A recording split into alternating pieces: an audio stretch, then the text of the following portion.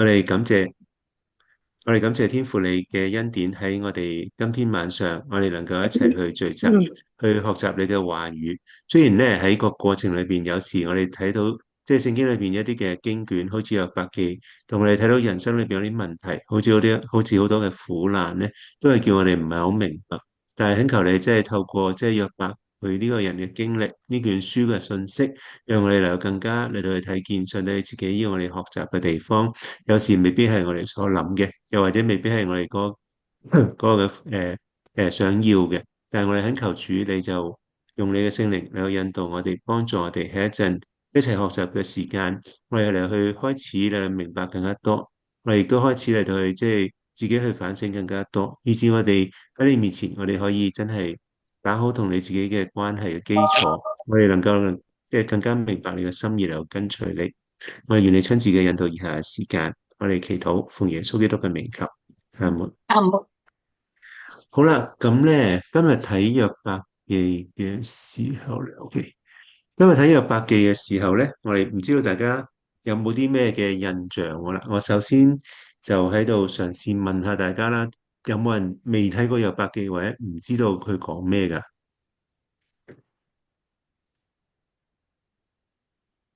啊，冇啊，太好啦。不過咧，我都會首先咧同大家去 review 下個故事嘅。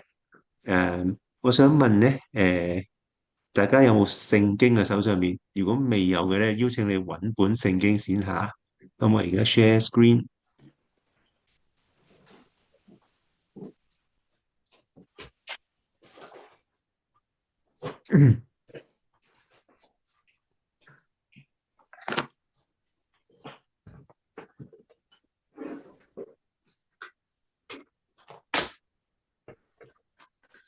好，你等我攞本聖經先吓。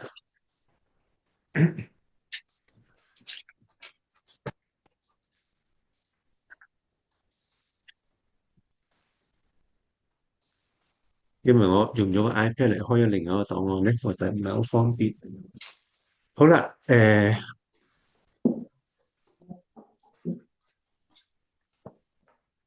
應該會落咗呢度嘅。好啦，咁咧我就想大家一齊打開第一章先啦，約伯記。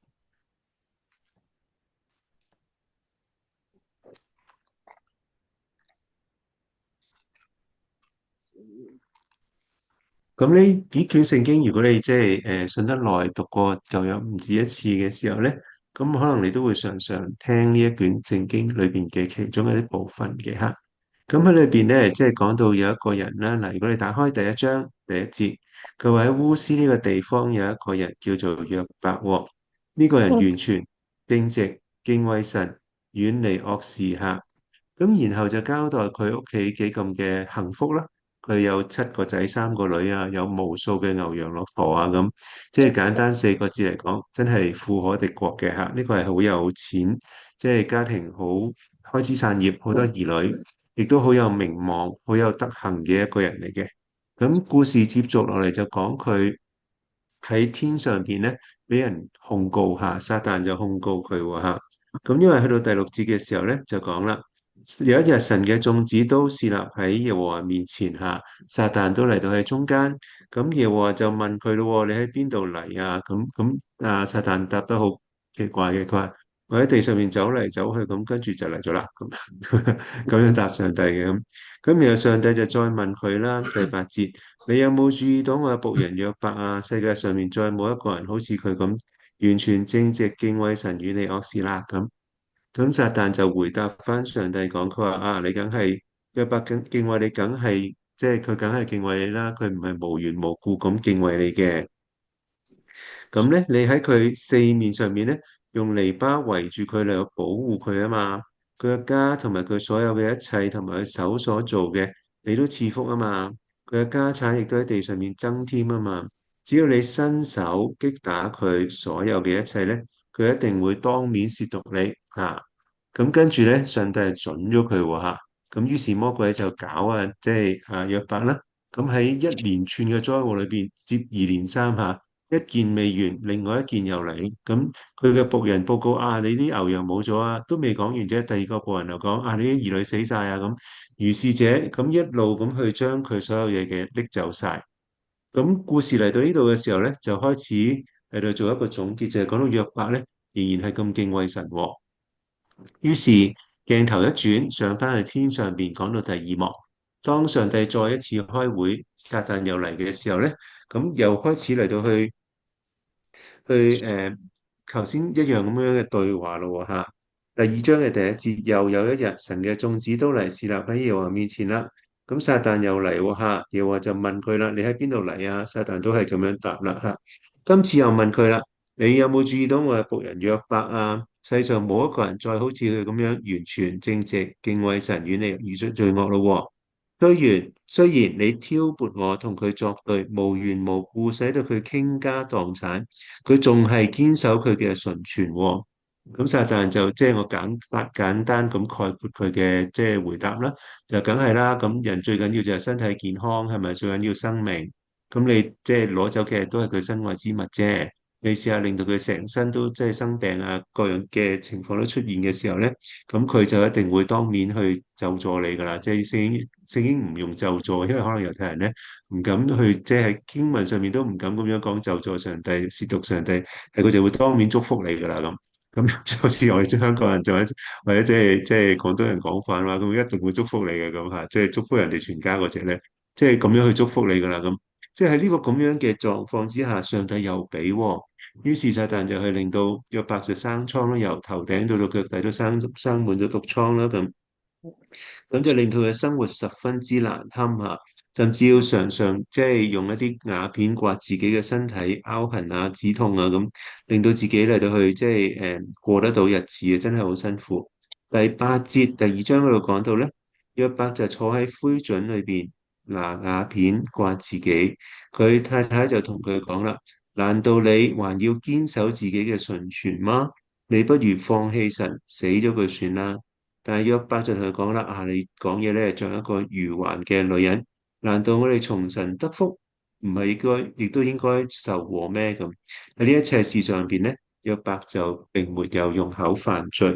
第二章最尾講到嘅一個嘅段落，就係佢嗰三個朋友遠道而來去慰問佢下，見到佢個激光景，七日七夜陪住佢喺度坐唔出聲，然後就開始咗第三章嘅對話，好長嘅一個段落嚇，直至到去到第37章尾，咁先至完結嘅嚇。咁而頭呢兩章係一個嘅即係好似故事咁嘅問題咧，係散文嚟嘅。咁第三章開始去到第37章一路嗰邊咧，就係呢個詩歌嚟嘅。嗱，好啦，咁咧然後最後咧，上帝向約伯再一次顯現嚇，咁你又同佢講翻，即係冇講嗰個事情嘅原因喎，冇講個來龍去脈嘅喎，只不過約伯喺嗰個過程裏邊，不停咁叫上帝出嚟，你俾翻個公道我，你俾翻個解釋我，即係點解我做得咁好，但係得到咁嘅下場呢？咁然後咧，嗰三個朋友就話你梗係犯咗罪啦，你梗係有問題啦，咁嚟到去即係叫佢認罪啦，你認咗罪就冇事噶啦咁然後約伯即係死都唔認啦，因為冇罪啊嘛，係咪？咁呢三個朋友即係同佢大戰幾個回合之後咧，都拗唔掂佢。然後一個少年人出嚟講咧，都係講唔掂佢嚇。最後上帝出嚟咧，同佢做咗一段嘅對話咧，就完結咗整個故事。嗱，我哋開始睇我哋今日嘅講義咯嚇。故事大概就係咁啦。OK 啦。嗱，所以我哋睇翻，我哋見到咧，一開始係一段嘅敘事嘅文字，約伯受到試探，第一、第二章。咁然後咧，第三章開始咧，就頭先講啦，嗰個詩歌啦。而個詩歌嘅開始咧，係用約伯嚟到去咒詛自己嘅生日呢一首詩歌咧嚟到開始嘅，即係佢覺得自己生不如死啦。點解我要生存喺呢個世上咧？咁所以就咒詛自己嘅生日啦。咁然後約伯就同啲朋友對話咯嚇，頭先講佢嗰個朋友嘗試說服佢，自己真係犯咗罪嘅，你不如認咗佢啦，認咗佢就冇事噶啦咁呢，即係呢幾個朋友就係嗰度咁樣同約伯對話咗好多個回合。然後第八章出現咗好奇怪嘅一章嘅詩歌，好獨立嘅，係一首嘅即係詩歌，係講到以智慧做主題。咁呢個智慧嘅頌歌咧，就喺第28章出現啦。即係有時我哋都唔知點解無端端嗰度會有首歌嘅喎。咁然後第29章又繼續約伯嘅投訴，佢講翻舊陣時嗰啲 good old days 啊，即係上帝同佢仲係好好嘅時候，係點樣好法，而家點解會搞成咁？咁然後又突然間走咗個後生仔出嚟，先前冇提過嘅喎，呢個叫以利戶嚇。咁佢嘗試最後講一番話咧，嚟到講下即係件事係點樣樣，約伯係點樣樣嚇。咁最後咧，上帝就出場啦，咁就同佢講翻啊，即係同佢再嚟做一個對答嚇。但係呢個對答咧，其實都唔係幾對答，因為上帝問約伯問題多嘅嚇。咁喺連珠炮發問佢哋知唔知呢樣知唔知嗰樣之後咧，約伯就梗係啞口無言啦，係咪？即係答唔到。咁到最後即係結束個大結局嘅時候咧，又由詩歌變翻做散文咯喎嚇。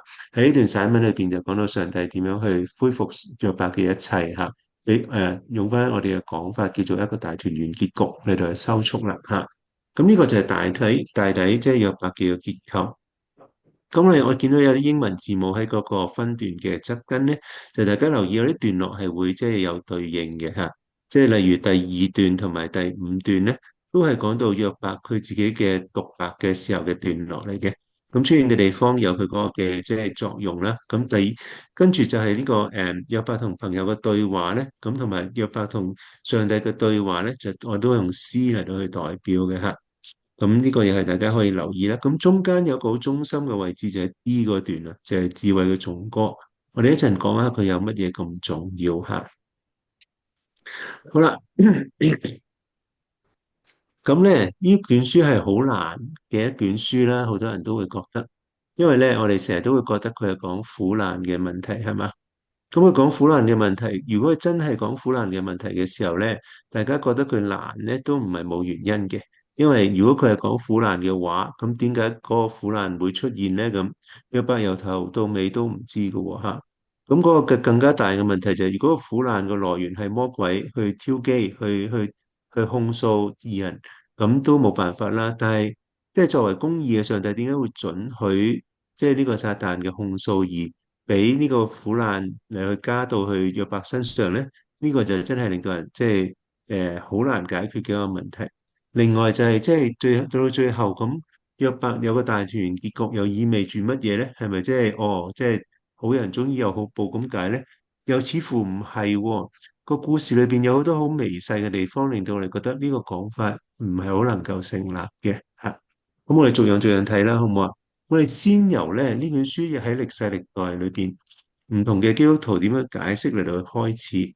點解要喺呢度開始咧？因為我哋唯有從呢個角度嘅時候，即係先至能夠將呢卷咁複雜嘅書卷，透過歷代人嘅智慧咧，俾到我哋多啲嘅理解。究竟我哋原來可以點樣理解？有啲乜嘢人曾經做過啲乜嘢嘅嘗試？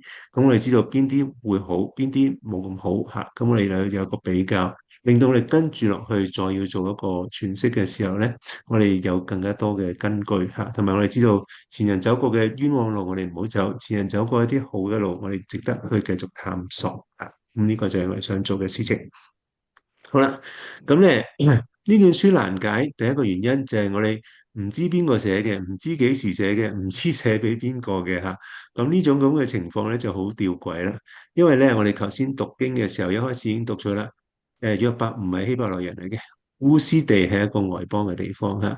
咁點解會寫一個外邦人嘅故事嘅咧？咁點解佢又咁認識上帝同上帝嘅關係咁好嘅咧？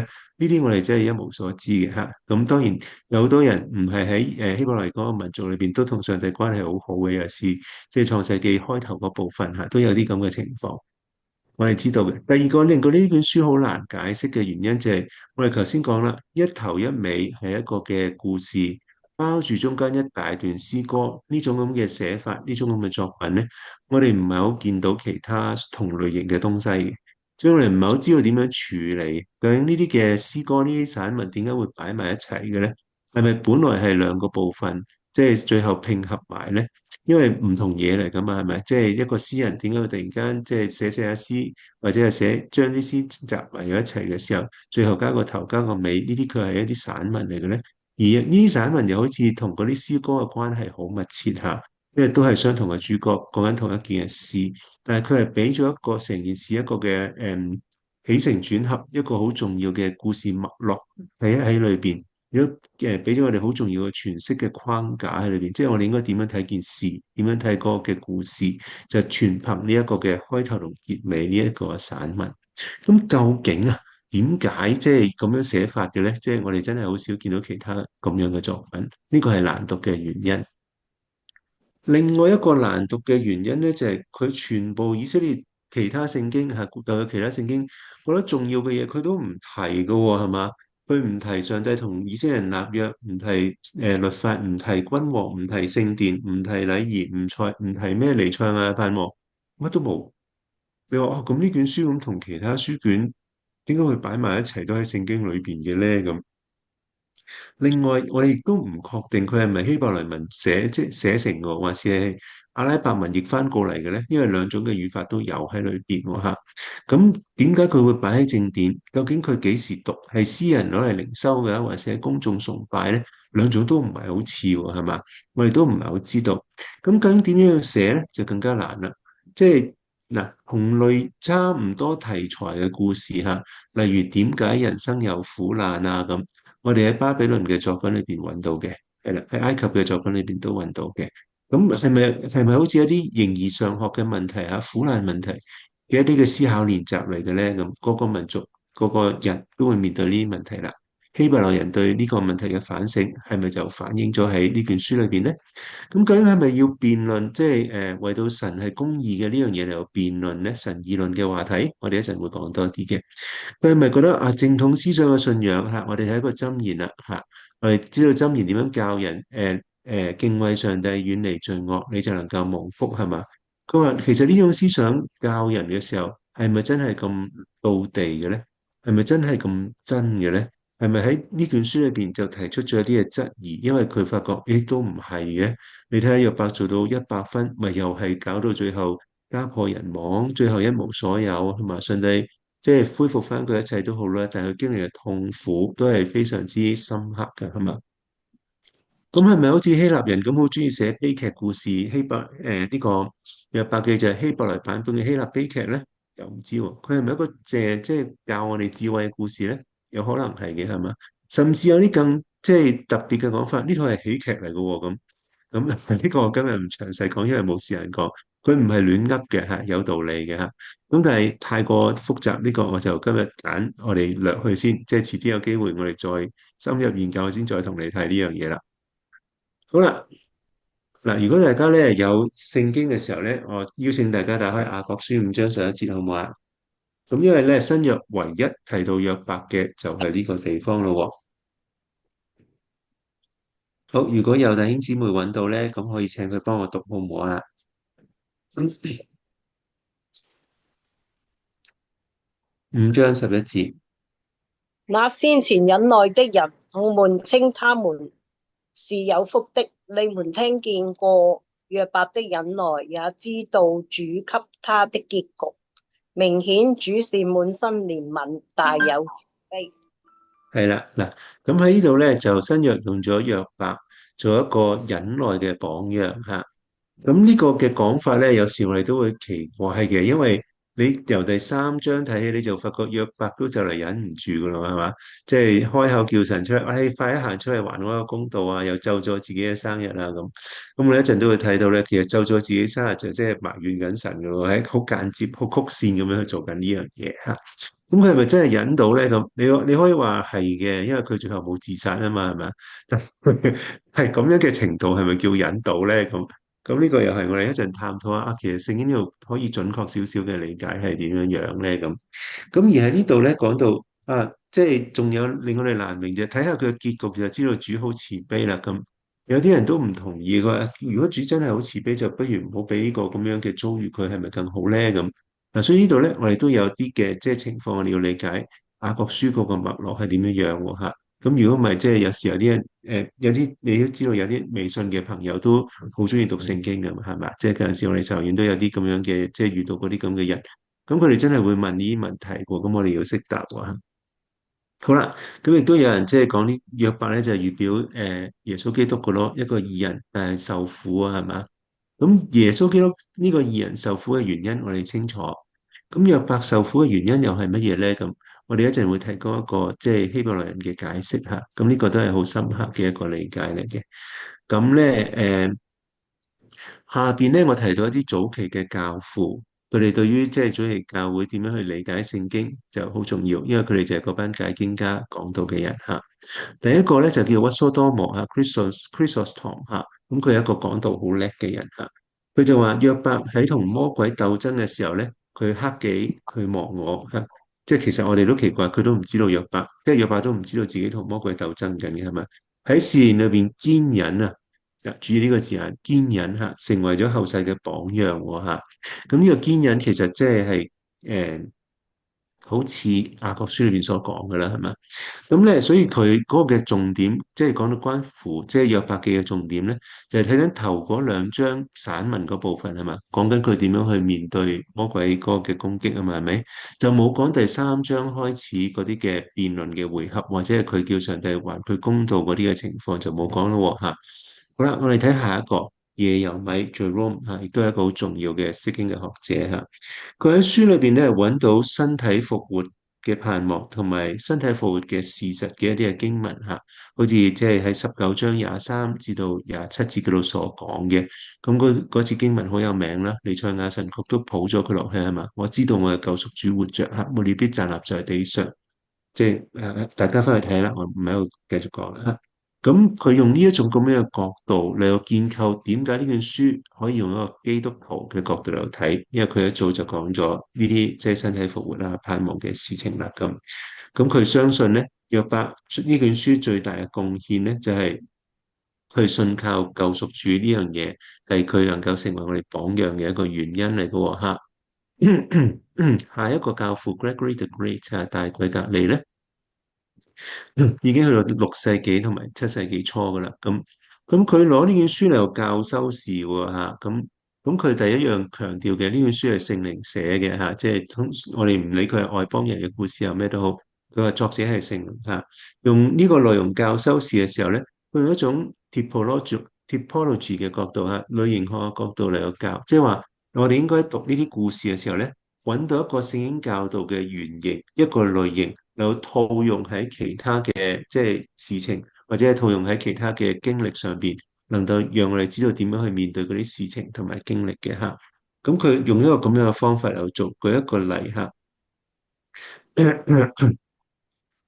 約伯受苦嘅榜樣，佢嚟到用呢個受苦嘅方法嚟到抵抗種種臨到佢身上邊嘅邪惡同埋攻擊，透過受苦嚟到去成聖嚇，呢個就係約伯嗰個人生啦。喺14章，佢講到一棵樹嚇，咁當然喺當時嘅教父裏邊咧，寓意釋經都係好常見嘅一種做法。所以 Gregory the Great 就話呢棵樹咧，其實就講到十字架啦。咁咧，咁就同復活咧係相連嘅。咁嗱，佢就用呢啲咁樣嘅即係類型類比嚟到去做一個嘅即係方式嚟讀呢卷聖經嚇。咁你去解讀成卷書就即係俾教會同埋修士用啦。當然，我哋今時今日就覺得呢種聖經咧，咁樣解法就會太過隨意、太過靈意啦。咁我哋就比較唔係咁常用，即係唔會咁 prefer 大家咁樣用聖經噶啦嚇。咁咧，所以佢會覺得即係經文最重要嘅係攞到啲乜嘢道德嘅教訓咧咁所以既然要講道德教訓嘅時候咧，佢就避開咗嘅，有少少避重就輕，就唔講約伯好嗶哩吧啦咁去投訴啊，去叫上帝向上帝討公道啊嗰啲咁樣嘅部分，佢就唔係好講，單單講佢係一個好堅忍嘅信徒嚟嘅。咁佢亦都着重經文嘅寓意嚇，咁喺度即係我哋或者 skip 咗佢啦。咁佢講好多好奇奇怪怪嘅嘢嘅，所以即係都唔係太過重要嚇。咁我哋就唔喺度嘥時間喺身上邊啦。咁但係當時嚟講咧，呢嘅解釋就對於當代嘅教會就好重要嚇。咁去到中世紀猶太嘅一個好重要嘅拉比嚇 Maimonides 嘅解釋咧，佢到今時今日都影響即係猶太傳統釋經好多嚇。咁所以我哋睇一睇猶太人又點睇咧？佢值得留意嘅地方即係都唔少嘅。佢話呢卷書其實唔係講苦難嘅，呢卷書係講上帝嘅旨意嘅喎。即係上帝嘅心意想點咧咁嗱，好有趣，佢唔會為到呢卷書係一卷真正嘅歷史人物嚟到去辯論嘅喎。佢話呢卷書其實係用一個虛構嘅人物故事嚟到做一個比喻嘅喎嚇。雖然佢好正直，但係咧就唔係好夠智慧啦。咁所以呢個仍然都係一個智慧故事，要教人智慧嘅喎。佢認為約伯因為嘅信念咧，因為撒旦嘅唆使咧，就發生咗有啲嘅即係誤差喺裏邊啦。咁用翻後來出現嗰個突然間爆出嚟嗰個後生仔以利戶咧，係嘛？咁就開始嚟到嘗試糾正翻約伯，話俾佢聽咧，苦難都有意義㗎，苦難都係上帝設計㗎咁。同埋喺你嘅天上面咧，要揾到使者為你代求嗰啲咁嘅觀念下，開始進入中世紀嘅情況。咁咧，你諗下，即係喺撒旦控訴即係約伯嘅時候，天上面真係冇人為佢出聲，冇人為佢代求啊，係嘛？呢個佢亦都唔係冇根冇據咁講嘅喎嚇。咁咧喺呢度咧，咁即係透過以利戶，透過即係咁樣去介入嘅時候咧，等呢個無知嘅約伯聽到上帝先知式嘅啟示喎嚇。因為好多人都講，即係以利戶講嘅嘢就係為到後來上帝嘅説話咧做一個鋪排嘅喎嚇。好啦，到中世紀一個好重要嘅神學嘅巨擘啦，Thomas Aquinas 啊，佢寫咗神學大全啦，一大套講到基督教嘅信仰，亦都有好多釋經嘅部分。佢覺得呢卷書咧，真係都係講上帝嘅旨意嘅喎，即係所以中世紀個一致性講到咧，就唔係處理苦難啊，處理上帝旨意嘅問題嚇。佢話佢同 Maimonides 又唔同啦，佢唔覺得呢個係一個虛構嘅故事，佢覺得呢個係一個歷史人物，係咪？佢雖然好叻，好有智慧。但係咧都仍然犯罪，係咪？因為佢開口咧話上帝唔啱啊，對佢唔好啊，對佢唔公義啊，係咪？咁就唔得啦，死罪啊！咁咧，但係佢嘅解經咧都係即係好字義嘅，即係字面意思嚇，唔會靈意解經，唔會好似 Gregory the Great 嗰啲咁樣解到咧，即係樖樹又係乜，鴕鳥又係乜嚇，咁唔會咁樣樣嘅嚇。咁佢就會同我哋會比較近啲。到到再後少少啦，即係改革嘅，即係改革家馬丁路德。咁佢就即係自釋經喺當時又更加成為主流啦，係嘛？咁佢就話呢本書嘅主旨係乜嘢啊？咁就係義人可唔可以承受不幸喎？咁就好轉咗個方向咯喎，唔係講苦難，唔係講上帝嘅旨意，係講咗一個嘅即係神學嘅難題。究竟義人可唔可以承受不幸嘅咧？嗱，呢個問題背後嘅假設係咩啊？上帝唔係應該祝福義人嘅咩？係咪？如果上帝祝福義人，點解會有不幸嘅事發生喺我哋身上邊啊？咁佢哋承受不幸係咪可以嘅咧？係咪應該嘅咧？我哋應該點樣去理解呢一個即係似乎自相矛盾嘅情況咧？咁佢係講緊呢樣，佢覺得呢卷書係講緊呢樣嘢喎嚇。佢覺得約伯喺佢嘅即係軟弱裏邊咧，佢錯誤地去評價神嚇。咁雖然佢錯，但係都仍然俾佢嘅朋友嘅理解嚟得啱嚇。所以呢個係最後上帝俾佢嘅評價嚟嘅，係嘛？即係佢比佢三個朋友更加啱嘅嚇。咁佢亦都唔會從佢好常做嘅做法，就係從基督論，即係究竟舊約裏邊點樣講基督呢個角度咧嚟到解經解舊約，佢就反而冇用呢個角度喺約伯身上邊喎嚇。我哋頭先講，即係約伯係咪就係即係一個耶穌嘅即係一個嘅即係類比一個比喻咧？講到義人受苦咧，咁佢唔係咁樣睇嘅嚇。另外一個改革嘅巨人 John Calvin 嚇加爾文咧，咁加爾文差唔多卷卷聖經都寫咗注釋書，但係約伯記就冇寫喎，所以呢個都係幾特別嘅喎。但係佢講到就講好多，講咗成差唔多160篇講章啦。咁佢以約伯為受苦嘅表者，但係都即係雖然佢覺得佢好，但係即係嗰啲叫咩？人比人比死人係嘛？佢就將約伯攞嚟同阿大衛比，阿約伯係好，不過有個更好。死未？咁個更好係邊個啊？咪就係大衛咯，係嘛？因為約伯太多憤怒啊，太多 anger 喺佢嘅生命裏邊。大衛就唔同啦，大衛都好坎坷噶，但係你見大衛就好柔和、好謙卑、好順服上帝嘅，係咪？常常喺詩篇裏邊表達佢點樣依靠啊，點樣去懇求上帝啊咁。約伯就唔係啦，怒氣填胸係嘛？好多好唔耐煩嘅情況，上帝再叫我等我就死噶啦，死咗你揾唔到我嘅啫。呢啲言論我哋見到好多嘅。咁咧嚟到已經佢覺得已經踩咗界，過咗界，即係你咁樣係咪真係虔誠咧？咁即係呢個係 Calvin 唔欣賞約伯嘅地方嚟嘅喎嚇。反而咧，佢喺約伯啲朋友身邊咧，就揾到唔使，即係喺佢哋嘅辯論過程裏邊揾到唔少嘅真理喎，係咪？尤其是頭先講個後生仔阿以利戶咧，佢對上帝嘅旨意、對苦難嗰個嘅定位咧，即係都好好喎，佢覺得好欣賞嘅喎嚇。咁佢係第一個最推崇，即係最正面咁評價以利戶嘅一個人嚟嘅。咁約伯雖然佢即係好自恃啦，即係覺得自己啱啦，係咪啊？但係最終佢都能夠相信咧，上帝係按住公正管理世界嘅，即係佢唔會即係太過過分，即係唔會過界過到一個翻唔到轉頭嘅地步。咁呢個都係佢好嘅地方啊。好啦，跟住咧進入到現代嘅時間啦，19至20世紀咧，開始咗歷史批判嘅時候咧，成個嘅故事就唔同晒咯喎嚇。佢哋用歷史、用文法嚟到解讀聖經嘅時候咧，開始咗好多懷疑嘅風氣嚇。呢一個嘅現象咧，唔單止係即係研究聖經嘅情況出現，其實喺好多研究古代世界嘅文學啊文獻裏邊咧，都係一個現象嚟嘅。咁喺當時就將呢種研究嘅風氣都帶入咗去即係解讀聖經嘅過程裏邊啦。咁咧呢班歷史批判學家即係都成為咗好多神學家或者係教導聖經或者係即係講員嚇。咁都所以影響咗嗰一代嘅人好多。嗰陣時科學嘅即係興起啦，令到成個嘅信仰咧都去到一個從社會裏邊去即係退讓嘅一個嘅處境嚇，所以都係唔容易。喺嗰度呢班嘅即係歷史批判學派嘅人就會覺得呢卷書係講義人受苦嘅咁，所以我哋呢個觀念原來都係相當晚近咧，就先至被強調成為呢卷書個嘅即係主旨嘅喎嚇。咁所以佢嗰個嘅重點就喺散文嗰部分啦，因為第一、第二章就係講到約伯受苦，跟住最尾個結局就講佢即係呢個義人咧最終得直嗰個嘅結局啊嘛，係咪啊？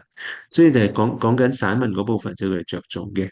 咁佢哋都做咗好多功夫嘅，即係我哋今時今日喺好多研究好多卷聖經嘅時候，我哋嗰個嘅即係進路都係先睇下呢卷書卷嗰個寫作日期啊、作者啊，即係其他相類似嘅文體喺古代近東嘅世界係點樣樣啊，做一啲嘅比較啊，佢嗰個語言問題係點啊咁。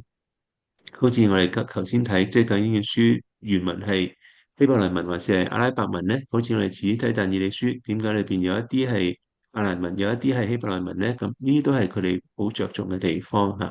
佢哋覺得可以揾到解讀嘅，即係一啲線索喺裏邊嚇。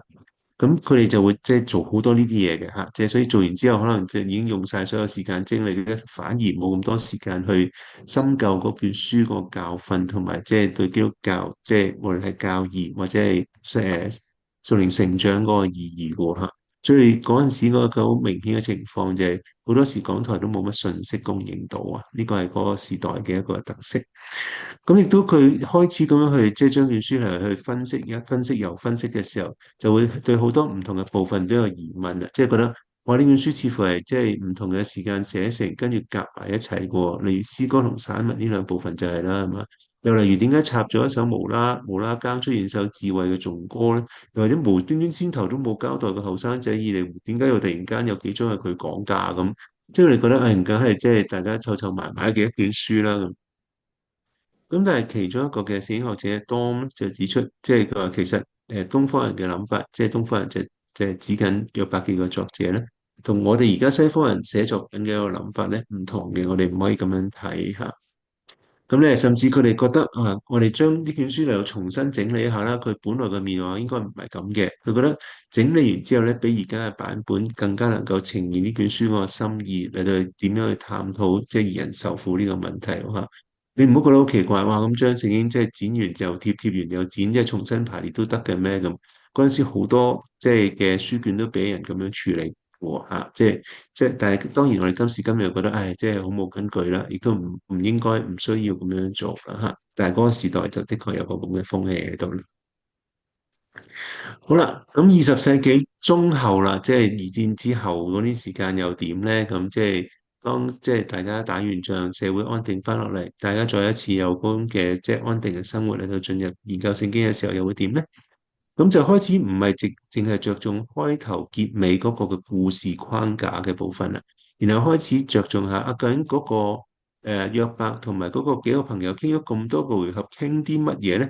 就開始探到詩歌類嘅部分咯嚇，同埋裏邊常常強調一樣嘢，一個中心嘅信念嚇，善惡係有報嘅，所以佢嗰三個朋友先至勸約伯犯罪係咪？佢哋個邏輯好簡單，義人係唔會受苦嘅。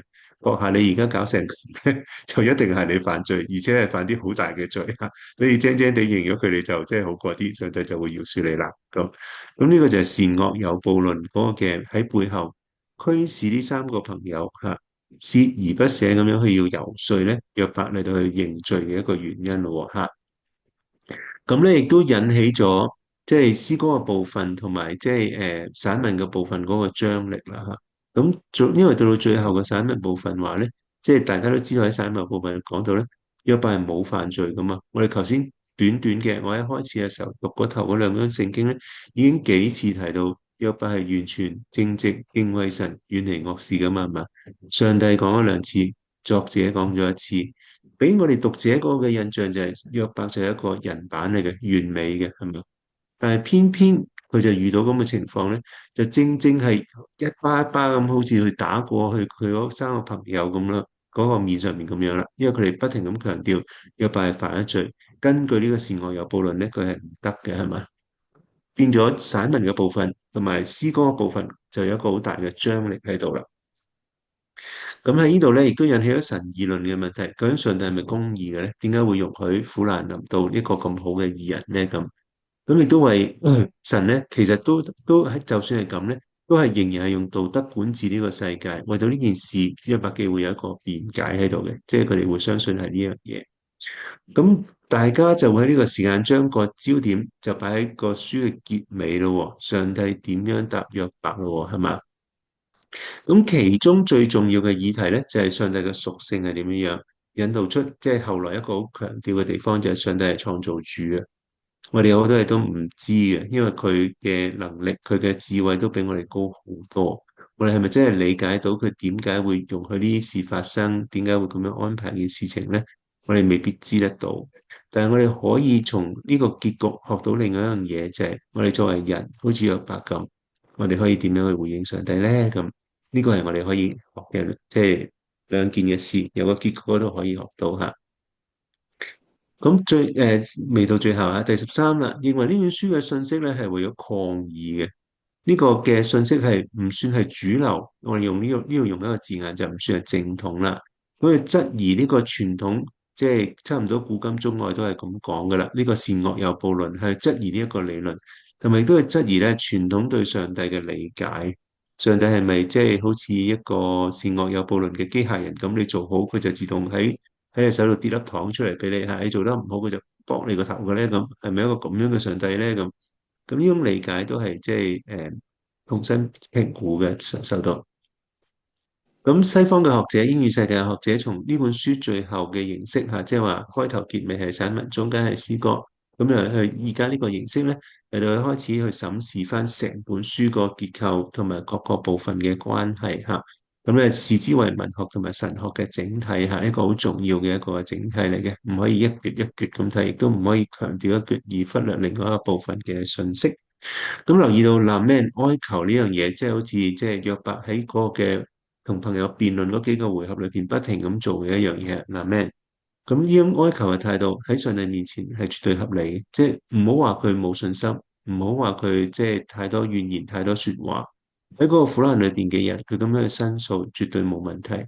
即係唔單止係約伯，我哋見到詩篇裏邊都大量嘅南咩呢啲嘅哀歌出現嚇，所以咧。我哋去到呢個咁嘅層次，即係喺面對到即係苦難當中嘅弟兄姊妹，佢有好多好憤激、好多嘅怨訴、好多嘅你睇落好似好冇信心嘅禱告嘅時候，你唔好即係太快咁俾 comment。你要知道呢種嘅態度就係記錄咗喺聖經裏邊話俾我哋聽，我哋咁樣 approach 上帝，當我哋受苦受難嘅時候咧，係完全上帝係好接納嘅。所以睇到嚟呢度咧，你就會發覺，哇！即係五花八門係嘛？咁多嘅人喺歷世歷代裏面做咗咁多唔同嘅理解，咁我哋今時今日又可以點咧？咁嗱，再舉多個再近代啲嘅，呢個我哋簡單講一講啦。咁佢就從比較民族文化嘅角度咧，嚟去處理嘅。Robert Gordis 亦都係一個猶太嘅學者嚇。咁佢嚟去重翻希伯來人嘅歷史都係充滿住苦難嘅，係嘛？咁佢哋點樣睇自身嘅經驗？佢點樣同約伯嘅經驗嚟到加以比較咧？咁同埋聖經之後嘅文獻佢都會嚟去參考。佢唔想即係 make any judgment 咧，係太過主觀或者係太過武斷嚇。咁最後佢嘅結論就好似猶太嘅古代經典《他勒木》咧咁樣所講嘅，約伯記唔係拼湊嘅作品嚇，即係非常之上乘，而且係講緊我哋人類嘅問題嘅喎。咁呢個係咩問題？我哋一陣講。約伯記呢卷書難嘅地方就係佢喺情理裏邊嘅啟示上帝，但係佢所啟示嘅上帝又唔限於情理之內嚇。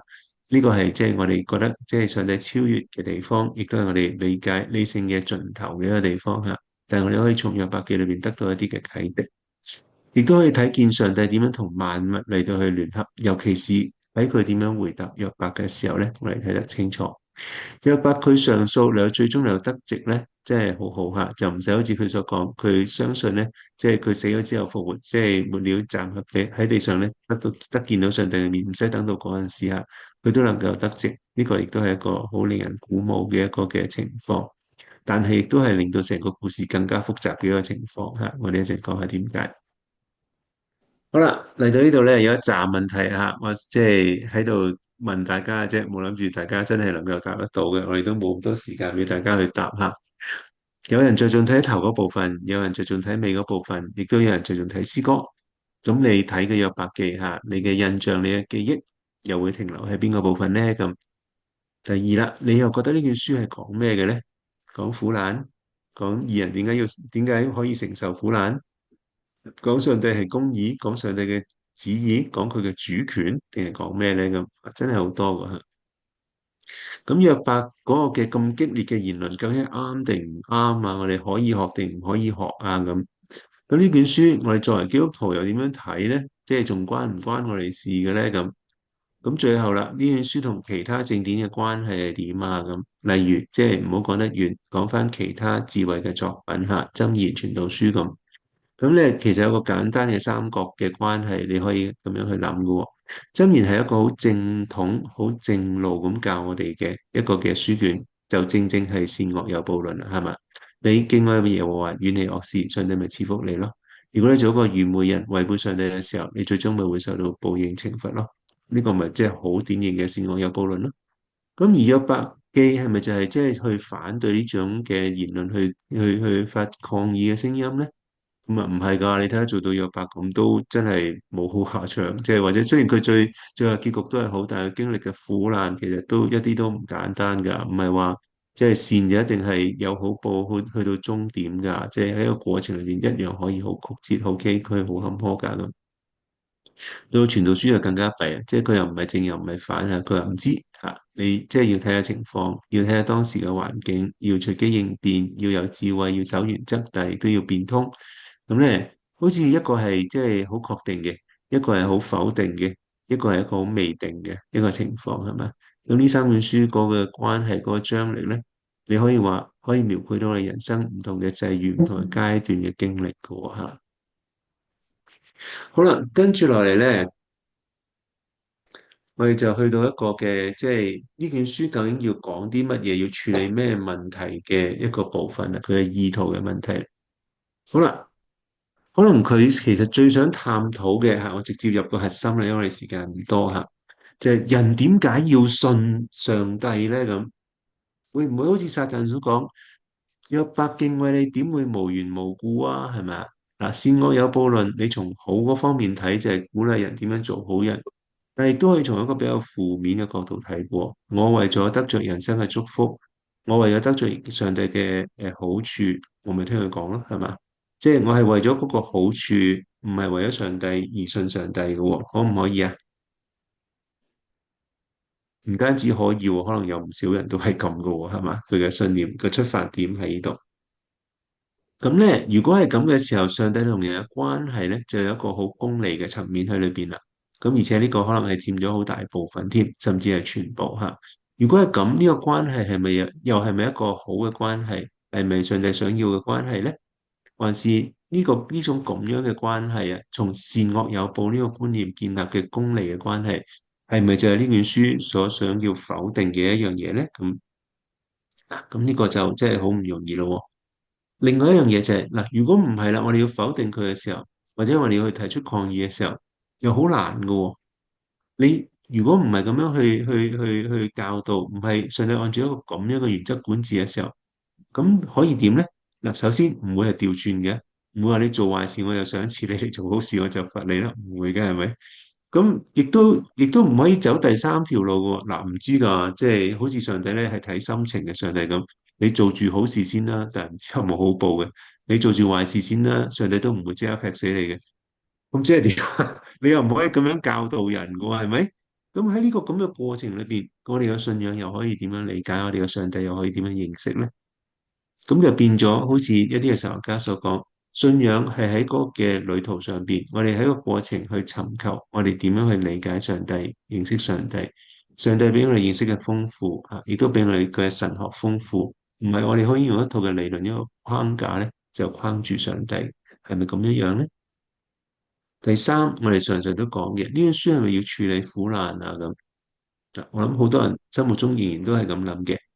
咁但係要處理苦難嘅時候咧，最多人問嘅問題就係點解呢個世界上有苦難啊？咁，正正就係呢個問題咧，有百幾係冇解答嘅吓，或者解答咗咧，仲衰過唔解答，係咪？即係你有苦難就因為你俾魔鬼告咯，你俾魔鬼告完之後，上帝又同意魔鬼繼續咁樣整你咯。呢啲完全對我哋理解苦難冇幫助，亦都唔係一個正確嘅理解吓。我哋一陣就會講，即係點解我哋唔應該咁樣理解吓。義人受苦有咩特別咧？咁如果唔係有善惡有報論喺背後做一個嘅支撐咧，其實冇咩特別。義人都係人，佢如果呢個世界就係有苦難嘅，咁佢受苦難又有乜咁奇怪咧？係嘛？佢構成信仰嘅困難就係我哋覺得上帝係一個公義嘅上帝，佢唔應該俾呢啲嘅問題臨到義人啊嘛，係咪？咁但係而家正正就係即係義人都唔能夠免受於受苦呢樣嘢啊嘛，咁呢個就係困難嘅地方。另外一個就係呢本書係咪探討秩序㗎？咁點解咁講咧？因為古代近東世界咧，即係比以色列更加古老、更加傳統嘅，無論係埃及啊、巴比倫嘅智慧咧，其實佢哋都係嘗試喺度揾緊呢個宇宙有啲乜嘢秩序喺背後咧，維持住呢個世界嘅運作。好似一年四季啊、日月星辰嗰啲都係運作得好好啊嘛。嗰個嘅原理嗰個嘅秩序係點樣設定嘅咧？咁喺人間嘅秩序又係點樣樣嘅咧？咁我哋嘗試透過智慧咧嚟到去追尋呢一樣嘢。好啦，但係我哋去追尋嘅時候，我哋係咪樣樣都用人嚟去做出發點咧？譬如我要點樣得到好處啊？我要點樣令到自己成功，manage 到一個好好嘅生活咧？咁就好似箴言教我哋點樣去過一個成功嘅人生咁咧？還是約伯記就正正係講到，喂，其實我哋唔應該單係從我哋呢個人嘅角度嚟去出發，嚟去揾呢個宇宙嘅原理嗰個嘅秩序嘅喎，係嘛？因為個宇宙比我哋大，我哋只係其中嘅一個部分，我哋只係咁多嘅受造物裏邊嘅其中一種啫喎。咁我哋喺呢一個咁大嘅 context 裏邊，人喺呢個宇宙喺呢個世界喺呢個造物裏邊嘅一份子，呢個角度嚟到去揾翻宇宙嗰個嘅秩序，你又揾翻我哋喺裏邊嗰個角色，我哋咁樣嚟有理解咧，先唔會太過窄，係咪？先至唔會太過單一咁從我哋自己自身個利益好處個角度出發咧，嚟到去理解呢個世界，以致即係造成偏差啊嘛，係嘛？我哋揾秩序係咪應該咁揾咧？就正如最後上帝回答約伯，點解你遭遇呢啲咁嘅事啊？係咪嗰個宇宙嘅秩序破壞咗啊？冇咗原則啊？上帝即係唔能夠站穩你嘅立場啊？唔係，上帝話俾佢聽，其實講你都唔明，我有好多嘢你理解唔到喎，係嘛？好啦，喺呢度咧，亦都俾我哋睇見咧，人呢一個嘅角色，人呢個受造之物咧，佢哋唔係被決定嘅啊！你即係有好處咯，我咪聽上帝啦；有苦難啦，咁我咪拜拜咯，係咪？唔跟啦，唔信啦，係咪咁咧？原來唔係嘅喎，佢哋可以自己做選擇嚇，按住上帝佢喺智慧裏邊所設計呢個世界呢個秩序咧，喺就算你無緣無故有逆境嚟嘅時候咧，你仍然可以好似阿伯咁去選擇，我仍然敬畏上帝嘅喎。呢個係人做，即係人受造嘅時候一個好特別嘅地方，佢哋可以咁樣去選嘅吓。好啦，如果我哋話呢本書去嘗試去處理苦難嘅時候咧，我哋試下睇下苦難嘅問題會引申啲咩問題出嚟先嚇。點解人生遇到苦難會成為一個難題嚇？首先就係神義論啦，頭先講過，神係好嘅、善良嘅，就唔應該容讓啲惡事同埋即係罪惡苦難臨到人啦。第二咧就係義人受苦同埋智慧文學嘅教導唔啱喎。頭先我哋講嘅箴言嗰個教導都唔係咁教喎，係嘛？咁所以義人受苦就成為咗一個問題啦。上帝冇嚟到做賞善罰惡嗰個角色喎，係嘛？好啦，喺度咧呢個就比較即係多我哋要留心嘅地方嗱。約伯記如果係即係講緊苦難呢個層次嘅問題嘅時候咧，可能正正就係講緊一樣嘢，佢要反對用一種嘅神學嘅解釋，例如善惡有報論咧，嚟到去解釋晒所有事情，係嘛？用一個前提就可以解釋任何事，唔理你嘅經驗係點，咁係咪得嘅咧？咁係咪得嘅咧？咁以色列人本身嗰個經驗都係充滿住苦難嘅，但係呢種咁樣硬邦邦，即係一成不變嘅神學，呢種所謂嘅善惡有報論咧，就唔會去領會你嗰啲嘅事實究竟係點樣樣嘅喎。你一係就簡化咗個事實，就好似嗰啲嘅朋友對待約伯咁，喂，你而家咁嘅樣，咁你就梗係即係犯罪啦，係咪？即係簡化咗個事實。一係咧就否認嗰個真實嘅情況嚇，你一定唔係好人嚟，係咪？即係你係好人，你冇理由搞成咁。即係一係即係是但一種。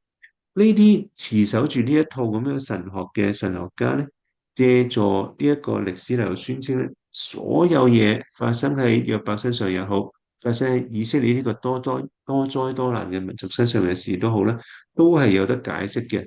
而咁樣解釋咧，就將上帝嘅責任都解釋埋，唔關上帝事嘅，梗係其他地方，梗係你啲人出問題啦咁。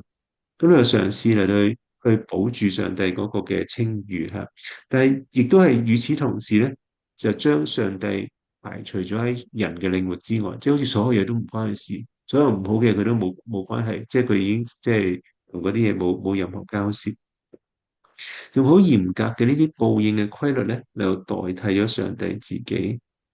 嗱，呢個就係即係危險嘅地方啊，係嘛？約伯最終咁樣去將成個詩歌同散文嘅組合記落嚟嘅時候咧，似乎就係要挑戰呢一種咁樣嘅諗法，呢一種咁樣嘅睇法喎。好啦，義人受苦，如果講到受苦嘅時候咧，猶太人有個好特別嘅傳統啊，佢講到亞伯拉罕同埋約伯為人類做咗兩件好重要嘅事情嚇，都係讓人咧嚟到去即係避免咗好多嘅難題。第一，亞伯拉罕嘅情況就係人唔再需要為咗表達對上帝嘅忠誠咧，而向上帝獻上自己最寶貴嘅兒子。呢個兒子係代表咗佢生命嘅延續嚟嘅，所以好重要。即係你唔需要話俾條命上帝，俾自己嘅兒子上帝，你先可以證明自己係愛上帝嘅，忠於上帝，唔需要啦。從亞伯拉罕受試嚟到去獻以撒呢件事上面。上帝已經知道人可以能夠做到個咁樣嘅自由決定，去付上咁大嘅代價嚟到去俾上帝。第二個係約伯自己，透過約伯咁樣去呢個義人受苦嘅經歷，都嚟到表明咗原來人同上帝之間有個咁純粹嘅關係。我哋可以單純嘅為到信仰嘅緣故而受苦，即係話完全同呢個善惡有報論脫鈎。我無論係有咩嘅報嚇。嗰個係好報又好，嗰個係惡報又好，即係話我因為信仰緣故遭到好多嘅福氣又好，或者遭到好多嘅坎坷患難，好似約伯咁都好啦，冇關係。我信上帝就係我信上帝，可以好純粹地呢個關係同所有嘅利益、所有嘅好處都係唔相干，係一種同上帝好純粹嘅關係。呢兩位嘅即係屬靈嘅偉人，就為我哋喺上帝面前證明咗人類可以有呢個能耐去為到上帝獻上咁多，亦都唔係因為其他嘅原因，係單單因為上帝自己而信上帝。呢個又即係好有意思喎，係咪？好啦，講到底咧，其實約伯諗嘢咧，同佢朋友冇分別嘅，佢都係善惡有報論嘅，即係擁躉嚟嘅。你睇翻佢同朋友辯論嗰啲嘅章節咧。你睇唔出任何咩分別嘅。但係佢會從佢自己嘅經驗嚟到反省嗰套理論、嗰套神學有嘅限制喺邊度。呢個係佢勝過佢朋友嘅地方。而去到第38章第一節咧，係自從第二章之後啊，即係第三章就係佢自己咒咗自己嘅生日咧。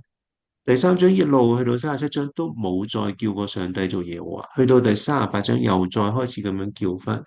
有提醒翻嗰啲嘅讀者，提醒翻所有人咧，約伯口裏邊講緊嘅上帝唔係一個一般什麼宗教嘅上帝，一個普通嘅神，而係一路以嚟同以色列人一齊嘅神，係單單係呼召以色列人同佢哋立約嗰個嘅上帝，係一個真正嘅上帝，係創造主嚇，係出現喺佢哋所有難以理解嘅奧秘之中嗰個嘅上帝。呢個係同佢哋有咁獨特嘅關係，所以有啲人話啊，其實約伯嘅苦難就正正係以色列人嗰個情況嘅投射。有啲嘢你係理解唔到，但係佢哋嘅上帝從來冇離開過呢個咁嘅情況。嗯，世界正正就係由呢位讓人敬畏嘅創造主嚟有統治嘅，咁變咗即係以色列人一路強調嗰個智慧傳統啊，嗰啲嘅善惡有報嘅典型計算，佢要點樣賞善罰惡咧？你就發覺喺呢度就係你即係講到毫無價值，就有啲嚴重咗嘅。但係你話你就見到晒佢嗰個嘅不足嘅地方咧，都係好真嘅。即係你諗唔到呢個上帝，你唔能夠用一套 theory 嚟到框住佢，或者窮盡咗佢嘅嚇。咁所以最後咧，約伯就謙謙恭恭咁回答上帝嘅問題，都係唔知真係我原來咁糊塗，我以為自己知好多，原來我真係乜都唔知。咁我想問咧，而家8點31分，即係好多人嘅，原來已經用晒所有時間。嗱，俾多5分鐘我吓。咁因為人咧，即係揾唔到賴以創造嘅智慧，所以第28章呢個點解會插入一首智慧嘅頌歌就係咁解。3章至27章，頭先我哋講過，咪就係約伯同佢嗰幾個朋友辯論嘅係嘛？即係究竟約伯有冇犯罪嗰個問題。廿八章咁樣擺喺度，其實唔係冇意思嘅。廿八章嗰個嘅智慧嘅頌歌就係智慧好寶貴，但係好可惜人揾唔到。人揾唔到，但係到最後，即係長話短説，要去到嗰章嘅差唔多結束嘅時候，講到一個即係上帝去切中究竟智慧係乜嘢嘅時候，講到好簡單，敬畏上帝就係智慧。咁即係話，可能喺神學上面你理解唔到點解你嘅遭遇係點，你解釋唔到。但係喺裏邊，如果你真係要尋找智慧，從而知道呢個世界秩序，從而認識上帝嘅話咧，唔需要知道咁多。有一樣嘢你做到就得噶啦，你就係保持住你個敬畏嘅心，無論個環境係順係逆。呢個就係我哋頭先所講嘅人同上帝一種好純粹嘅關係。你信得過佢係創造主，你信得過佢係用道德嚟管治呢個世界，你信得過呢個世界仍然喺佢掌握之中。呢一個你信得過，你保持住對佢一個敬畏嘅心咧，你就係一個喺佢眼中嘅智慧人，係嘛？喺度廿八章又表明，其實約伯又好，佢啲朋友又好，都冇辦法揾到成件事背後真正嘅來龍去脈，嗰個原因係點樣樣嘅吓。咁喺度咧，亦都係38章至到42章嘅一個嘅預備吓。你有講到上帝嘅意向超越咗人類嘅解釋同埋挑戰，你揾唔到智慧啊嘛，係嘛？你揾唔到，你冇辦法，你有明得晒啊嘛，係嘛？因為上帝佢用智慧行事嘅時候，我哋就真係明唔到。好啦，所以有一句約伯記嘅經文好出名嘅係嘛？我從前風聞有你，如今點啊？親眼親眼看見你吓，所以我喺塵土同埋爐灰裏邊懊悔係嘛？究竟佢講咩咧？即係究竟佢講咩咧？咁嗱，我哋又睇下呢句好經典嘅說話，咁究竟佢想講咩咯？吓，咁咧，首先佢改變咗對塵土同埋爐灰嘅睇法。呢個塵土同爐灰喺經文裏邊講到，好似我哋頭先讀到佢生瘡嗰一段咧，唔知大家有冇印象吓？佢坐喺爐灰裏邊用瓦片刮自己係咪？喺塵土喺爐灰代表到佢落到一種好卑微嘅地步，佢冇凳坐冇地氈，甚至一間屋都冇，要坐喺塵土同爐灰裏邊，即係一個去到地底，去到好貼地啦。我哋話衰到貼地嘅，即係中國人講得好好抵死啊！真係貼晒地嗰個狀況啦。喺嗰啲情況，佢話即係就算喺嗰啲情況又如何咧？只要上帝冇離開啊！咁信仰帶嚟啲咩境遇？好似我以前咁風光也好，好似我而家坐喺塵土爐灰上面也好，都冇問題。佢改變咗呢種睇法喎，我喺塵土同埋爐灰裏邊懊悔，唔係覺得佢自己犯咗罪所以懊悔，唔係覺得佢多口即係喺度嗶哩吧啦，即係咁放肆得罪咗上帝而懊悔。嗰種懊悔係一種改變，一種 change 啊，改變咗佢嘅態度，改變咗佢對上帝嘅睇法，係嘛？改變咗咩態度啊？佢唔再哀悼啦。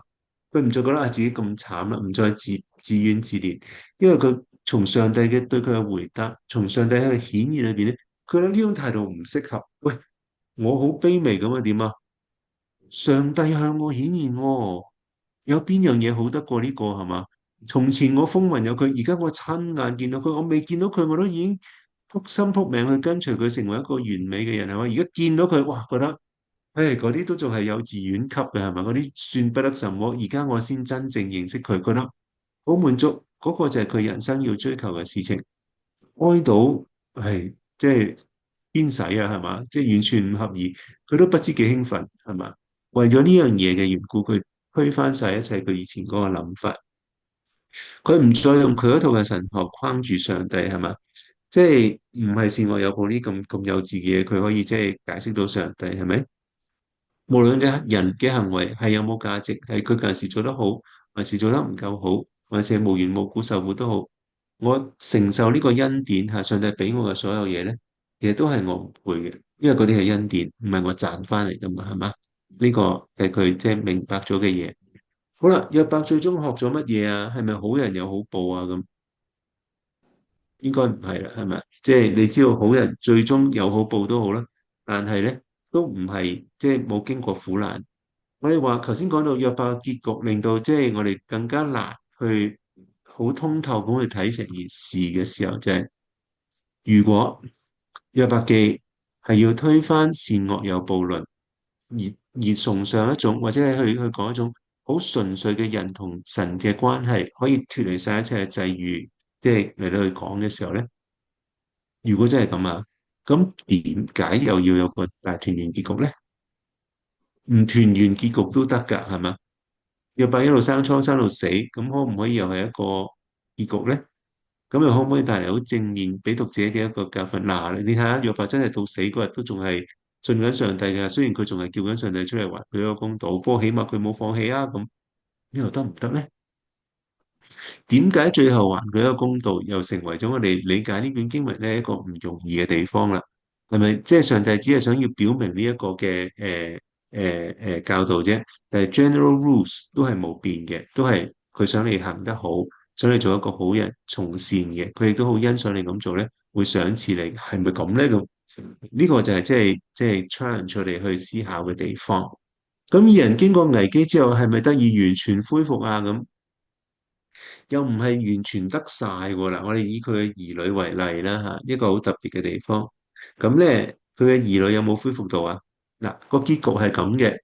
如果約伯未受災之前有500隻牛咧，佢受災之後，上帝俾翻1000隻佢，如此類推，佢所有嘢都係 double 嘅。喺仔女嘅層面上邊，我哋頭先講過佢有7個仔3個女，但係完全冇 double 到，只係都係7個仔3個女啫咁。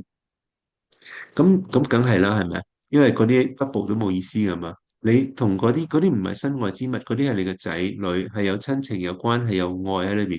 死咗就係死咗，係咪？除非你叫佢復活嘅啫。咁但係嗰陣時又冇喎，係嘛？咁你俾多20個佢都冇用噶，死咗嗰10個仍然喺約伯嘅心裏邊，仍然係可能好刺痛，仍然係好難過嘅，係嘛？咁可以點啊？咁呢啲都唔係可以補得翻嘅一啲嘢嚟嘅，係咪？呢個損失咗嘅記號，呢個傷痕，呢個記憶咧，永遠都喺約伯心裏邊嘅喎。但係亦都有一個嘅佢又唔係聖經研究嘅人，係一個好著名嘅西方嘅即係基督徒嘅作家嘅 Philip Yancey 咧，唔知大家中唔中意睇佢嘅書啊？佢曾經提到一個都幾好嘅點嘅嚇。就正正係因為上帝將所有約伯嘅嘢都 double 地去賞賜翻俾佢咧，我哋就知道咧，其實上帝喺嗰啲仔女上邊都 double 咗噶啦。咁死咗嗰10個咧，可能就喺將來復活嘅時候，約伯就會見翻佢哋咯。咁所以佢最後就有20個小朋友噶啦。咁唔知你對呢種講法有咩嘅即係睇法，但係我覺得啊都幾有意思，我都冇諗過呢樣嘢嚇。咁原來上帝為佢哋存留，即係呢個仔女，佢約伯將來係咪仲有啲機會？即係喺好似佢講係，即係我知道我嘅救贖主活着嚇，末了必站立地上。我離開呢肉身之後，我一定見到佢。原來唔單止見到佢，仲會見翻我啲仔女咧，係咪咁咧？咁好嗱，呢個好簡單嘅啫，其實係講緊，似乎成個故事嘅過程就係一開始嗰個嘅故事咧，就係講到好順遂嘅，信仰由生命完全有方向、有秩序，開始進入第三章嘅好迷失，唔知發生咩事，到去到最尾嗰個結局嘅時候，42章上帝嘅回答嘅時候咧，佢重新建立翻方向，重新認識呢個上帝，但係呢個過程裏邊，亦都已經留下咗啲損失嘅永久嘅痕跡。讓佢哋又記得呢個新秩序提醒佢嘅上帝係比佢豐富，係佢要持續地去認識嘅。喺呢度，佢亦都學會咗上帝係唔會俾傳統嗰啲嘅神學思想、嗰啲嘅智慧嘅傳統，例如善惡有報論咧，嚟到去框死咗嘅嚇。理論神學有佢嘅需要，但係同時都有佢嘅不足嘅地方。上帝嘅主權超過佢嘅想像嚇，呢個係約伯應該學到嘅地方啦。唔好意思，我真係過咗5分鐘，唔止5分鐘，我好似得10分鐘嚇。唔知大家有冇問題咧？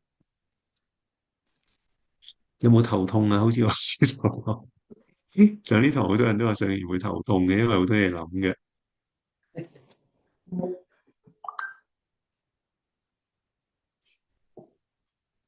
你想問問題又得，你想 feedback 又得，你想講咩都得嘅。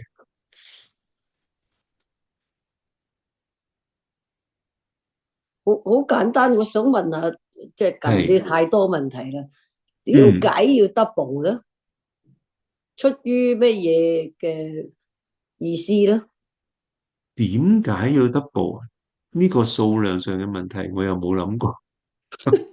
嗱，我覺得都係一個有意思嘅嗱。如果佢只係將約伯失去咗嘅俾翻佢，咁就即係物歸原主啦，係咪？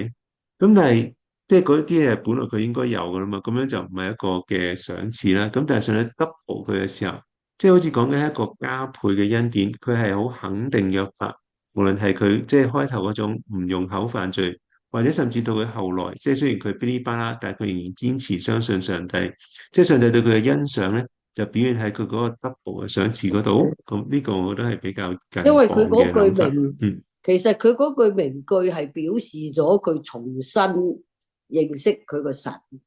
咁可係啊，能神好欣慰，所以 double。因為我都 buy 你話點解要俾翻佢咧？可以唔係嘅。咁我都即係你講咗係啊。咁多嘢，係好多嘢需要去諗啊。係啊，係咁 啊，係啊，我得一堂嘅，因為所以唔好意思塞爆大家個窿。OK，可能佢好欣慰佢個大大嘅改變。係，不過我覺得對於約伯嚟講，最大嘅得着就係我從前風聞嘅啫。哇，有邊個能夠親眼見過上帝，聽佢講嘢，同佢去傾係嘛？即係我覺得，哇！呢種好似你突然間撲到一個明星嘅飛下去睇佢啲演唱會咁，哇！難買到不得了嚇！一開始買你撳即係頭嗰3秒就已經賣晒啲飛，但係居然有人送張票價，即係門票俾你，等你去睇咁啊！好似即係我唔知呢個類比能唔能夠足以形容約伯嗰陣時嘅心情嚇。我又覺得唔係咁啊，我覺得佢係重新，完全嗯，重新改變咗佢以前哦，係啊，對神當然啦，呢個嘅睇法啊，即係呢個係一個係，好大嘅改變，好似又開咗個新嘅窗望到出邊原來係啊，係咁嘅咁樣，係，即係啊，以前咁所都覺得佢以又唔係好好噶啦。話親眼嗰個問題。Anyway，呀，嗯。我預算仲去到45分嘅啫，我因為我已經過時，真係唔好意思啊。咁所以大家有嘢問就問啦，或者有嘢講就講啦。我覺得神係欣賞約伯，所以賞賜俾佢 double。咁嗯仔女嗰方面咧，咁即係我覺得佢係唔會話生多咗啲仔女啦。我覺得佢啲仔女嘅配偶都係成為佢嘅仔女咯。佢新抱嗯嗯嗯咁佢嘅女婿又好似佢仔咁樣 double，可能佢哋係好孝順咁樣，即係嗯，好多嗰個恩賜咯。但係係啊呢個到佢老婆嘅。呢個係一個好複雜嘅問題，我哋冇時間講佢約伯太啦。都係好有趣嘅話，佢即係有人話佢係忠嘅，有人話佢係即係魔鬼啲鹽嚟嘅咁，即係嗰啲嘅間諜嚟嘅咁，即係有啲人話佢唔係喎，佢係一個好正常嘅人嚟嘅咁，有啲人話佢好愛約伯嘅咁，呢個就好精彩，將來有機會先同大家講啦。即係雖然係佢嘅地方真係好少啊，但係即係好多好多想象空間喺個故事裏邊。周尾佢嗰頭嗰十個仔女無端端死咗，嗯。咁佢啲筆數係點計咧？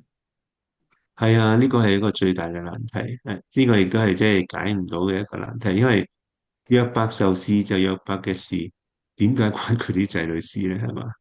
呢個係真係好困難嘅一樣嘢。咁當然咧，喺古代近東世界裏邊咧，仔女又好，太太又好，奴隸又好，都係視為一個男家主嘅一啲嘅財物啦。我都唔知點樣叫，即係佢嘅擁有嘅東西嚟嘅。所以喺攞走約伯擁有嘅東西裏邊咧，攞走埋佢啲仔女咧，其實都係一個即係當時嘅人容易理解過我哋嘅一個地方。我哋又覺得話嗰啲人命嚟喎，係嘛？嗰啲係佢嘅仔女嚟喎，唔係啲牛，唔係啲羊喎咁。咁嗰筆數係真係難計嘅。但係即係好似頭先我提菲律賓士個講法，其實上帝都保留佢即係俾翻約伯，只不過唔係當時嚇，係即係將來佢哋去到即係天上邊嘅時候，上帝會歸還俾你。所以即係嗰個嘅暗示就係從上帝 double 所有嘢，但係冇 double 仔女嗰度去表明呢樣嘢。你亦都可以話對佢啲仔嚟講係咪即係唔好咧？咁又提早上咗天堂，可能都係一件好事嚟嘅。咁但係我哋從地上嘅角度，我哋就睇唔到呢樣嘢啦。即係死咗就係死咗，係咪？仲要死於非命咁樣，係啊，唔容易啊呢個。即係我哋唔能夠對住個白骨，佢哋死咗仲好啦，上天堂，你千祈唔好咁講啊！即係唔係咁樣嘅處理。嗯我想講多一個題目咧，就係嗯，嗰個討論嗰幾個三個朋友探員佢嘅討論個篇幅特係別長，咁我係就覺得你頭先講到嗰度係話人類嘅寫照咧，咁嗰嗯。個係咪約伯記一個幾重要嘅課題咧？係啊，好重要啊！因為其實我哋都好難放棄我哋已經即係喺入心入肺嗰啲嘅信念嘅，即係佢嗰幾個朋友就代表住呢樣嘢，而且佢哋嗰個嘅信念仲要係即係好正統嘅信仰，即係如果用翻今時今日嚟講，佢係即係好似吳牧師同我哋講呢一個嘅使徒信經咁樣去講嘅，呢套係我哋信開嘅，你點可以違反嘅咧？即係咁義正辭嚴咁樣去做。但係正正就係因為呢樣嘢咁根深蒂固，約伯記嘅作者就要透過呢個好長篇嘅對話咧嚟到去顛覆佢。因為我哋冇時間提到，即係上帝嘅回答裏邊一啲嘅細節嚇，好似上帝講：誰用無知嘅言語嚇，使到我嘅旨意暗昧不明咧？咁呢個上帝又好有趣嘅，即係所以有人話呢套係喜劇，我都覺得有啲認同。佢講要單打人喎。即係佢點解唔講嗱？以利戶你就得啦，你呢三個朋友就唔掂啦。點解佢唔直接咁講咧？要喺度講邊個用無知嘅言語使到我嘅旨意暗昧不明咧？咁嗱出嚟咁，係嗱，當然最後我哋都知道咧，佢都會講咗係佢嘅三個朋友唔得啦。佢哋要去求約伯，約伯幫佢哋獻祭咧，上帝先至會饒恕佢哋啊嘛，係嘛？所以本因為書我若果唔係你講咁多嘢，我以為我好明白嗰啲重點啊，但係你講完咧就太多，仲有太多嘢要有問題喺當中咁係啊，慢慢消化，係啊。啊。我覺得我哋如果發覺自己好多唔明咧，係好過我哋發覺自己明晒嘅。Anyway 呢本書我以前讀過，嗯好深入咁讀過下嘅。嗯。Anyway 咁又覺得好多嘅係好好。咁今日你講咗咧，就多咗好多好多問題，係喎都可以咁諗，係喎都可以咁諗咁樣。OK。係但Last 係覺得有個好有趣嘅問題就係、故事一係開端咧就見到嗯撒旦同上帝嘅對話，咁感覺係 就好似啲街坊喺隔離度喺度傾偈咁樣。咁點解個 OK 一開始個感覺就係點解上帝佢係一個公義嘅神，佢唔消滅咗呢個撒旦，要留佢喺係度，仲好似大家喺度街坊傾偈。喺度對賭或者係好似鬥過咁樣，咁覺得好奇怪呢個係咪有啲咩特別嘅用處咧？喺呢個係係開端或者係點解容許呢個世界有啲咁嘅人喺度搞震啊，興風作浪？但係我哋要明白一樣嘢咧，就係撒旦咧就唔好快套用咗基督教傳統嗰個墮落天使啊同上帝敵對啊咁嘅角色喎。撒旦其實嗰個基本嘅意思係一個抗辯者，一個嘅反對黨啊，你可以話。嗱，個 setting 就係上帝喺天上面開，即係神嘅眾子嘅會議啊嘛，係咪？神嘅眾子其實點解要開會啊？咁我哋呢個長話短説啦，我哋冇咁多時間解釋咧，就係上帝係派遣咗佢嘅眾子喺世界上邊嚟到管治呢個世界，去按照佢嘅心意嚟到去治理各國嘅。咁即係例如你睇到但以理書，波斯有波斯嘅魔君嚇，即係希臘有希臘嘅魔君，嗰啲魔君都係。即係傳統講咧，即係呢啲天使大墮落咗，但係佢仍然管治緊，波斯仍然管治緊希臘嚇，有啲好似地方嘅即係主宰咁樣。咁呢個撒旦係邊個咧？佢就邊個國家都唔係，佢係一個我哋叫咩啊？